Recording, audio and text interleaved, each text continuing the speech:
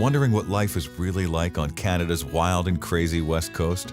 This podcast is all about the people, the places, and Vancouver Island time. Together, we'll explore this island paradise, a combination of ocean, city, and country living. We'll meet the fabulous locals such as the Fudge Fairy and the Chicken Lady, who have chosen Victoria and Vancouver Island as their home. And we'll learn what makes this place unique and special to those who live here. And now, your host of Vancouver Island Time, Jane Johnston. Hi everybody, it's Jane Johnston from Vancouver Island Time. I'm here with Beth Bates today. She is the owner of Lab Health and she works out of Good Life Fitness in Vic West. And she's here to talk about, first of all, what it's like to live in Vic West, and then also she'll tell us a bit about her business and how she got started a year ago. She now has 6 employees, so way to go. And so first of all, how long have you lived in Vic West and what do you like about it? You have a gorgeous house, right? So I kind of love my house. I've been here 3.5 years. We moved here September 2014, I guess. Yeah. And what do you like about living here? Like I noticed there's the little grocery store down the way. Did that close down? Yeah, it closed down. They're looking to redevelop that spot. But around the area, there's a lot of beautiful walking trails. Just up behind us, we have Esquimalt High. And then above that, there's High Rock Park. So you can go up at the top of High Rock Park and see about 280-degree view. It's pretty amazing up there. So you have a little dog. Yes. Tell us, are there dog walking areas around here? I noticed that Esquimalt has a thing that they're developing called the Hug, which is a big walking trail around Esquimalt. What about in Vic West? Where do you go with your dog? Vic West, where we are, we're pretty close to water in both directions. So we have 2 blocks to the water in one direction along the Gorge walkway, and then 5 blocks in the other direction to the West Songhees walkway. And that's a 4-kilometer walk straight into downtown. And it goes right along the perimeter of the coastline. It's pretty gorgeous. So we do that on a daily basis. So when you were looking for a home, I remember you said you wanted to specifically live in Vic West. What was it that attracted you exactly to this area? Vic West reminds me of my hometown, and my hometown's New Westminster. So I came from the Lower Mainland. My husband grew up in Sydney, but was born in North Vancouver. So for me, New Westminster has these beautiful cherry blossom lined streets and lots of old heritage houses and just has that old feel. And Vic West has that, but it's only a pocket of sort of the Esquimalt Vic West peninsula here that has that feel of that old kind of town. And how old's your house? Because you have a character home. She also has a brick home next door, which is very unusual. It's not her home, but the neighbor's house. So how old's your home? And tell me about living in an old house in Victoria. Well, just like any old house, it has character. And we didn't think it was coming with extra character, but it did have a few little ups and downs. But it's 111 years old. It was built in 1907. It's 3 stories with a full height basement. It's a pretty small footprint for the house, but with the 3 floors, it's really great. Somebody before us made it open concept on the whole main floor, so it's living room, dining room, kitchen. So it's really nice to have that. You always have some issues with any old house at all different times, trying to figure out what's creaking, what's cracking, what's leaking for certain reasons, but in the last 2 years, we haven't had any issues. Everything's been going great after we made a few fixes. What about the neighborhood around here? What are the people like? So around here, there's a lot of young families. Behind us is Esquimalt. We're right on the border. It's a little bit of light industrial and some high-density, low-rise apartments. So slightly more lower income behind us, but towards the Gorge in the other direction, we've got a lot of families, a lot of people that have been here for years and years and years. So every year, our neighborhood has a block party, so it's pretty cohesive. We know a lot of our neighbors. Everybody says hi to each other and stops and chats, and so it's really quite nice. Do most people here, do they work downtown? Because we're quite close to the Naden base as well. So one thing when you were looking, I think also was proximity to the base, right? Yes. My husband's in the military. However, we hope to plan on staying here. But we wanted to be close to his work. And I had a job in Esquimalt at the time. And so having that close proximity is nice. I would say it's a mix. Lots of people live and work in the neighborhood. Going downtown so easy. I volunteered downtown at the Kool-Aid Community Health Clinic, and I walk into town no problem.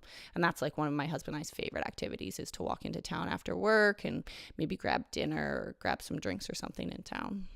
Yeah, and one of the things I noticed when I first moved here in 99 was everyone sort of looked at this as being sort of the wrong side of the bridge. Which was called the Blue Bridge, which is just being replaced just this past week. So do you still find that there's that prejudice against this area, or is it, I personally think it's kind of going away, but do you find that?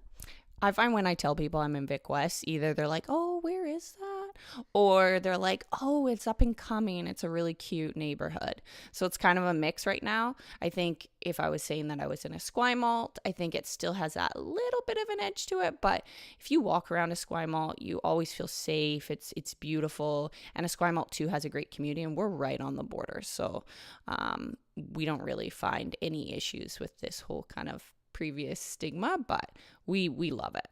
Yeah, I think it's a hidden gem myself.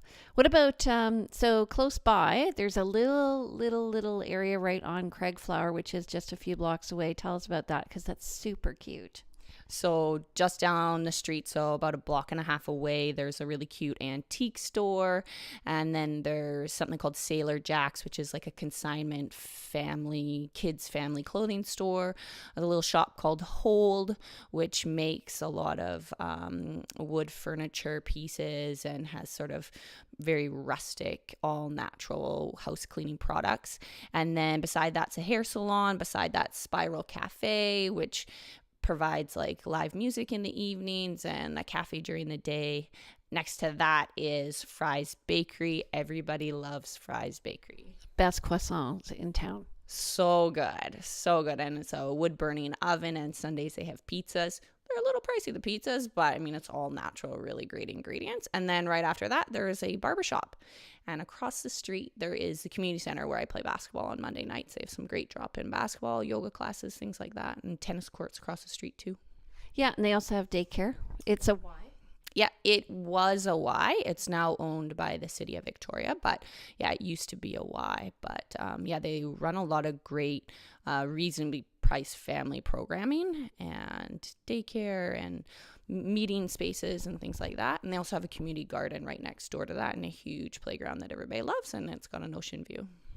Yeah, it's beautiful, actually. I used to take my kids there when they have a drop-in daycare during the week, or they did. I'm not sure if they still do. But my husband actually drives all the way from Machosen to get his hair cut in that barbershop. I know. My husband, his hair is at the point in which he can cut it himself, but I keep telling him to go to the hairdresser, like go to that barber there. It'd be so nice to get like a hot shave or something like that, because they have the old like barber chairs, and it looks really nice in there.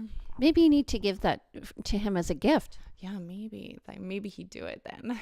I sent my husband to Victory Barber one day for a birthday present. I hear that place is pretty hot. Everybody loves going there. Yeah. It's fun. Okay, so what about good places to eat around here? So right around here, just down the street, like a block, there's the Thai Green Elephant, which is a really great Thai restaurant.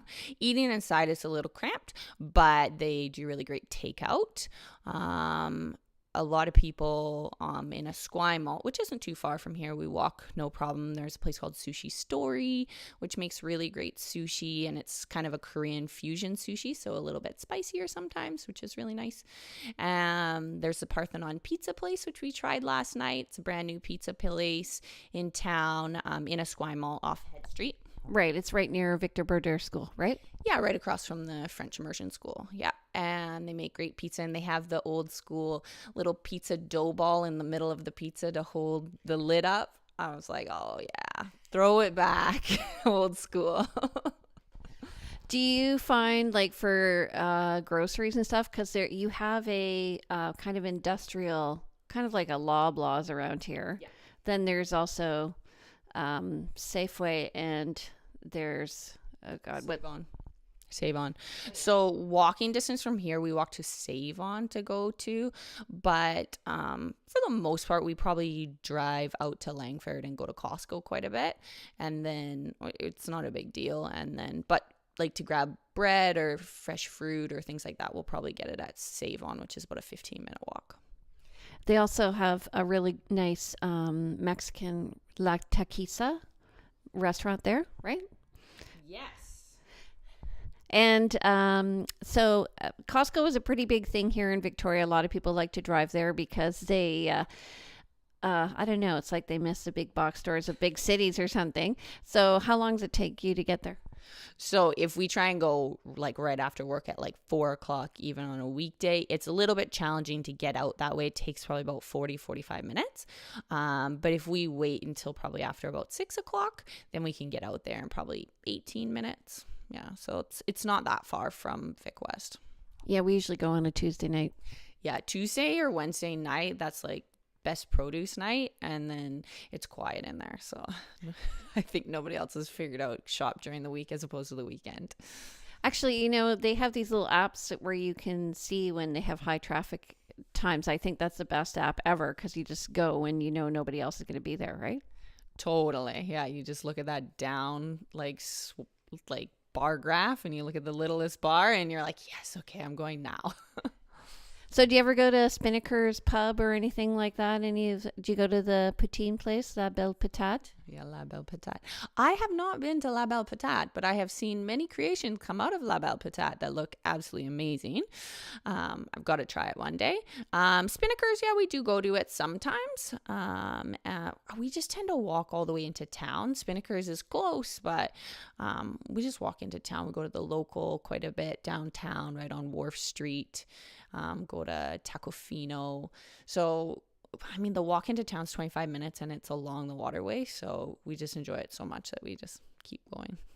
Right. And also you're close to the Galloping Goose Trail, which comes along right by what was formerly the YMCA off of Craigflower. And then that leads to the trestle, which leads to the Goose. Then you can also just walk across the Blue Bridge. Do you go to places like Glow for dinner? Have you been there? I haven't been to Glow for dinner. We went for one of my husband's Christmas parties to Glow, and it was really nice. That's across the Selkirk Trestle on the other side of the gorge. It's a nice area in there. They've got the paddling club, the rowing club there. So yeah, it's a beautiful neighborhood over there as well. We also sometimes jump on the ENN trail and head out of town that way. So we have 2 bike trails like kind of either side of us, which is really nice. We jump on the Goose and head out to Sydney sometimes, Maddox Farm, and get ice cream and then come back in. We feel like we earned it after a cycle. And then we've taken the ENN out towards Langford and headed out to Machosen that way. So it's pretty beautiful. So I row at the rowing club, which is just across the water. It can be quite noisy there at Vic West in the morning, I find. Like just it's quite industrial on the other side. This side has all been developed. Do you ever hang out? There's some nice developments. So they have sustainable buildings down there, right along Tyee. So, and there's some nice bakeries down there as well. Have you been to those? So at work, my work is right there. It's a block away. And so I go to Cafe Fantastico almost every day and sit there and do work. Since I'm a small business owner, I tend to be doing a lot of stuff on the computer. So I sit there, do lots of work. They have so many people that go there to do work, and they have a great deli attached to it that serves really amazing like fresh food items. And then next door to Cafe Fantastico is Faux Lepi, which is a French bakery. They sell fresh breads, fresh pastries. So good. I try and stay in Cafe Fantastico and not always go into the bakery. But yeah, I spend a lot of time over that way. Do they have gluten-free there? They probably do. I think they have a few items, but it's not like predominantly gluten-free. Yeah. So what's cool about that area, they have a lot of little townhouses and low-rise apartments. I'd say they're 4 or 5 stories high. Is they all have kayak storage. So there's kayak access and canoeing, and people actually, if you have underground parking there, you can park your kayak and canoe under behind your car, which is really nice, and it's all secure parking. So what are your plans for the future in this area, do you think? We'd love to we love the location. We love our house. We wouldn't mind getting another property in this area. We're keeping our eyes out all the time. We'd love to expand into this area. I think it's not quite fully established area, so I think there's still opportunity in the market here to get in when it's a little bit lower, and then see some sweat equity, create some additional equity. So that's sort of our current plan. And then, I mean, our house has many amazing features. Doesn't have a garage, doesn't have a driveway. So my husband's always like, oh, I'd love a garage and driveway. But all the rest of it's pretty perfect. So we'll probably stay in this house for a while. I find like just crossing over the bridge to go back to Victoria, it costs you $100,000 to $200,000 for the same house. Yeah, and you see those houses, and sometimes if you want to be in that close enough proximity to walk into town, which is one of the features that we love so much about being here, you don't get the walk along the water into town unless you're in James Bay. But in James Bay, you're looking at that price tag that's over $1 million, which, if you can afford, go right ahead. But you're definitely at that $1 million price tag. You probably still are having to make some concessions on things that you want. Yeah. And coming from Toronto, where I saw this all happen a few, 30 years ago, this is definitely like the Cabbagetown or Parkdale or the Annex in Toronto, which was underdeveloped. And now it's turning around. So that's your introduction to Vic West. We're going to come back just right now. We're going to hear from our local sponsor, and then we'll talk about Beth and her business at Lab Health. Chat with you soon. Vancouver Island Time is brought to you by the Briar Hill Group at Remax Camosun, Victoria, where we bring local expertise and global presence to your property. Hi, everybody. It's Jane Johnson. Welcome back to Vancouver Island Time. I'm here with Beth Bates and her company Lab Health, which is located in Vic West. So, Beth, you moved here 2.5-3 years ago. So tell me what it was like to move into Victoria. I'm sure a lot of people would be interested to know, how easy was it to find work, and what do you do, and what did you do after you got your work? So when I first moved here, I had a job, no problem. I'm a physiotherapist. It's kind of the consensus across the board for physios is that it's pretty easy to find work for us. So I got a managerial job of a big corporate clinic, and the dog has arrived to introduce herself. Hi, Maddie, sit. So that wasn't trouble. I worked there for about 1.5 years. Really enjoyed it. Loved my team there. But sometimes the struggles of a corporate company is that you don't get to make some of the small day-to-day decisions that you think would make a big impact. So I kind of on a whim called around to find out what lease spaces might be available, kind of asking if anybody had a closet-sized space for me. And I walked into the Good Life Fitness, just 10-minute walk from the house, and they're like, actually we do. So they used to have massage therapy in there. And so they had this great space for me, and I was able to take it over. So 2.5 weeks later, I was all of a sudden running my own little clinic, just me, but worked really well. So I've been in there for 1 year now. So you're in the gym. Are you getting clients from the gym, or how are you getting your business? So it's mixed. I now have myself, another physio, a kinesiologist, and 2 massage therapists. And then I have an administrator that works from home. And so for the physio side of the business, about 40% comes from the gym, and then 60% comes from word of mouth. And then for the massage therapy, it's a bit different. It's about 80% come from the gym, and then 20% from word of mouth outside the gym. And our kinesiologist is getting busier day to day. She carries her own caseload, which is really nice, doing exercise physiology, rehab exercises in the clinic. And she's getting work from word of mouth and also just people Googling for kinesiologists and finding her in our space, which is really awesome. Is she affiliated with any teams? She isn't affiliated with any teams. That's more common, I think, with athletic therapists more recently, is especially here in Victoria, because at Camosun College they run a program for athletic therapy. So here in Victoria we have UVic that does kinesiology and Camosun that does athletic therapy. So we've pretty saturated in the exercise physiology side of things. So we get to see a bit more of those specialties branch out and do their sides. And kinesiology tends to be more in physio clinics, working alongside physios and RMTs and all kind of working collaboratively together. And then an athletic therapist can do that as well, but they can also work with teams and do the first aid stuff. So who's your ideal client? Like, what's your typical day in terms of the profile of clients that are coming through your office? So since my clinic's located in Vic West is very much a working population. Most people have extended health benefits. So our people in the clinic are generally pretty active people. You see a lot of active people here in Victoria. It's just our climate's so good to have activity outdoors and enjoy like the many features of being so close to the water.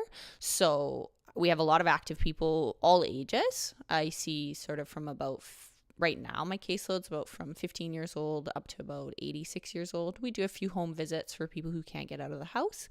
And, but yeah, pretty active population. Most people have extended health benefits. So how does somebody who can't get out of the house find you? So typically it's word of mouth again. The home visits are a piece that a lot of different physio clinics try to provide. It's always a little bit more challenging a piece to get out to people's houses, how far they live away. But here in Victoria, everything's kind of so close. It's like 15 to 20 minutes in any direction is you're in that next neighborhood or in that next community. So we've just done a handful of them for people that we either know or friends of family that just need somebody to come into the house. Do they need any sort of equipment, or do you bring it with them? Yeah. Oh, anything that we need, we would bring with us. So, so you started your own business. You didn't know anybody in Victoria. Everyone's going to ask me, because I used to run a women's business networking group. This is very hard. How do you get started? So, I'd love to say I have the perfect magic potion. But essentially what I did is open the doors, had my website prepared in that 2 weeks of planning that I was going to all of a sudden be a business owner and get incorporated and fill out proposal processes to get injured workers and things like that, claims. And for 9 months, I was all by myself. And I just tried to make an impact through relationships, building rapport, meeting people that were at the gym or meeting up with other people in the community, doing doctor's visits. You never get to talk to a doctor, but you sure can make friends with MOAs. So I've tried my best to try and branch out. I find that the millions of hours that I've spent teaching myself how to do search engine optimization and digital marketing has actually made a huge impact. So when people Google us now, we're not on page 110, we're on page 2. So that took a lot of effort. I made my own website and I do my own bookkeeping. So I'm still a bit of a one-woman band with a bunch of people trailing behind me that seem to be pretty happy. But yeah, it was a tough hustle. Still doing a little bit of the hustle, but I have a team to help me to spread the word. I think you always have to do the hustle. Yeah, I think it's never ending. I think with physios, you will at a point, which I've seen with a ton of sort of my older mentors, that you get a following and then you kind of have a wait list, 3-4 weeks long. And so I don't know if I ever want to be there because I really love to be able to still treat new patients, but getting to that point where you're not counting your patients in the day and being like, oh, okay, I have 7. Yay, I'm doing great would be nice. Right. So do you, what sort of planning do you do? And do you have a team around you to help you with your business? I know a lot of new business owners want to know that. Who have you picked? Like when I got in, first of all, I interviewed people who were successful in my field. And then I went around and I got my bookkeeper, I got my lawyer, I got my accountant, sort of my dream team together. Do you have that? So I see so many patients every day that have a million different skills and come from a totally different backgrounds, lawyers, electricians, plumbers, like nurses, doctors, everything. So I had a few people that knew other people to set up the lawyer and the accountant. I did have to do a little bit of work on the accountant side because I found being a woman in business and being that I was running a small company, I did have a few moments where I wasn't maybe getting the respect that I deserved. So I had to hunt for about 3 or 4 accountant interviews before I found one. So that was a little bit of a challenge, but it was kind of a nice challenge to learn that side of business and be able to put my foot down and pick the people on my team I wanted. And then my administrator, her and I worked together at my previous company, and I was able to offer her something that was super desirable, getting to work from home. She's a stay-at-home mom with 2 kids, and she has kind of the perfect opportunity right now working with me. So she pretty much makes everything work smoothly, which is awesome. And then my other physio and kinesiologist, they're doing a lot of great things with knee and hip arthritis. So they're spending a lot of time right now building up a program to provide knee and hip arthritis exercises to groups of people. It's a program brought from Denmark. And it's called the GLAD program. And so they're doing that, which is going to build out their side of the business as well to help increase their client load. Who's your favorite type of client? My favorite is, I really love the oldies because they have so many great stories. And often if they've come to physio, they're usually pretty highly motivated. And often what they need is just somebody encouraging them and giving them a little bit of confidence to know that they can do something that they feel like maybe they've lost or couldn't do any longer. But the active people are really cool too because it's lots of problem solving, trying to figure out the pieces to put it together, because often they're highly functional. They can do everything, run marathons and whatever, and it's like at their 300th kilometer that something's falling apart. And so those are challenging cases, which I also enjoy. Kind of like an old car. Yeah. So I row with 20, maybe there's an 18-year-old, but basically to 80 years old. I find that it's really a mental thing. The continuity. Some people age suddenly, and I think it's a decisions on one part. True, I do feel like there are times when I feel like I've just aged all of a sudden. But do you find like the most important thing is just keeping active, and what type of activities help people to maintain their flexibility and strength and endurance as they age? My goal and kind of my team's goal, we always focus on functional strength. We, as much as one can do a specific exercise in the gym, I think that's great to be active for sure. I'm never going to deny the benefit of being active, but we like to focus on functional strength. So if you're having trouble standing up without using your hands, or you're having trouble playing with kids on the floor, or crouching to do gardening and things like that, we like to try and build strength that gets you back into those things, because as you start to lose those things, then that's when it starts to impact your entire life. Anytime things that are being threatened, like your independence or your sense of who you are, maybe you're a potter and you can't use your arms because you can't make the pottery any longer, or you get to the point where you're losing the strength in your legs, that you're having trouble driving, things like that, and you start to lose that confidence, then it's really going to affect your level of activity. Yeah, I found for my mom, it was a case of her, she's was watching a lot of politics on TV. And so she would just sit in front of the television all the time. And then because she wasn't walking around and doing all of her gardening, she was always a very active person, then she lost her sense of balance and strength. And then that's when things really started to fall apart. So once that happens, is it possible to get it back? Yeah, it's definitely possible to get it back. You can get your balance back and strength back at any age. The trouble is a lot more challenging as we age. We just don't have the same sort of muscle mass as we get older.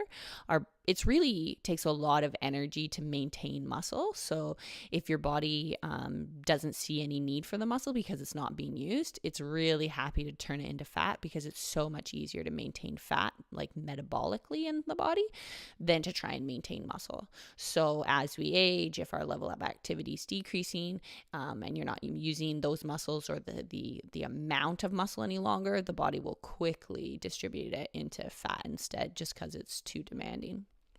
That explains a lot. I find I exercise way more than I did when I was 20 and I'm fatter. What is with that? I know. That's the thing is anytime anybody I feel like has like a lull, so like there's an injury or, they take 2 or 3 years off or whatever, but during that process we're getting older, right? And you kind of get over that hump. I think it's like 25, 26, something like that. And you somehow have a little hiatus in there of activity. Frick, it's hard to get back to that shape that you were before. I can still outgrow those 18-year-olds. Okay. Well, okay. So how do people get in touch with you? So our business, which is kind of one of the unique things about a physio business, majority of them have reception and have somebody sitting there at the front desk where you walk in, you can book appointments and interact. But I've created my business all online. That's how I was able to do it ahead of time. That's why I was able to do the 9 months all by myself. I didn't have reception. I didn't have admin, nothing. So 90% of the people book online. So they go to our website, labhealth.ca, and they just go straight through that to book online. You can call us now because somebody answers the phone now. So Kayla is my amazing administrator, and she answers the phone between 8 and 4 Monday to Friday. And so that works pretty well. What's the number? It's 250-386-7254. 250-386-7254 and labhealth.ca, labhealth.ca. Or you can drop in at Good Life Fitness and talk to who? You can talk to us if our door is open. If not, it says we're in treatment, which means we're hopefully helping somebody else. But there are cards and lots of flyers and pamphlets right outside our doors. And you can take something from there and you can get our phone number and the website and figure out how to do it. The online booking system, anybody can do it. Super easy, really fast, and we've had everybody do it at all ages, and it's not had a difficulty at all. Okay, 2 things. One is who should be coming to you? Anybody who is either looking to prevent injury, prevent functional decline, or who has an injury or has some sort of stiffness or impairment, let's call it, and they want to get back to the activities they used to be able to do. Okay, and are you covered by MSP or whatever it is, Health, Blue Cross or whatever? Yeah, so we have direct billing to all the major providers. So we take WCB, we take ICBC. So ICBC here in British Columbia is for motor vehicle collisions. And then we also do MSP. So for people who are on premium assistance and need some help, they get 10 visits a year. So we can do that as well. And then all the big ones, Pacific Blue Cross, Great West Life, Manulife, Sun Life, Green Shield, pretty much any of the big insurance companies, we can do the direct billing for you to save some of your out-of-pocket cost. Great. Well, this has been so great. Thank you so much for joining me today. So if you want to learn more about Beth and her business, go to labhealth.ca, or you can give her a call at 250-386-7254. And if you want to learn more about Vic West, you can contact me. I'm Jane Johnston, the host of Vancouver Island Time, and I'm with the Briar Hill Group at Remax Camosun. Welcome to the neighborhood of Vic West. Have a great day. Welcome to the neighborhood. We hope you have had some insight into West Coast living.